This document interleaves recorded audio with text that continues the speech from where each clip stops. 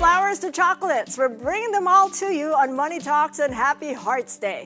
Let's check in on what's going on in Cebu with the Philippines chocolate queen, Raquel Choa, the founder of the Chocolate Chamber.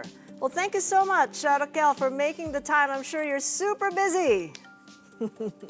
Thank you so much for this opportunity, Kathy.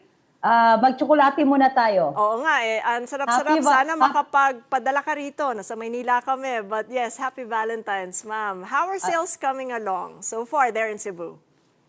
So far, everyone loves chocolate, no? Stable pa naman, though 10% nag-increase naman kahit papano, despite of all, no? But then, yeah, so far yung market natin, hindi naman nagbabago pa rin. And then, as I mentioned, that everyone loves chocolate. As well as wellness tayo nakaposition yung chocolate natin, and everyone loves dark chocolate.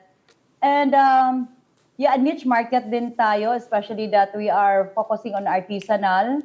And 30% of our buyers here in Cebu usually Japanese din. So nag-i-increase din siya because of the Japanese buyers natin. Usually, there's a tradition kasi in Japan na the women usually ang nagbumibili ng chocolate given to the men. But then by March 14, babalikan naman yan ng mga Japanese men na magbibigay ng Alam mo, chocolate pamilyar sa mga ako babae. dyan, yung March 14, because I worked in Japan for 4 years at hindi ako nasanay, ano. Pero tinignan ko rin yung presyo sa markado ng cocoa prices. They've actually are at a record.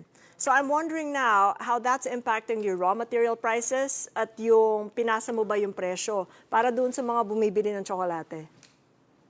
That's nice question. So far naman, again, na maganda on the side ng farmers natin kasi nag-shoot up talaga siya since November, tuloy-tuloy na yan ng around 60 to 80%, Kathy, yung price ng cacao.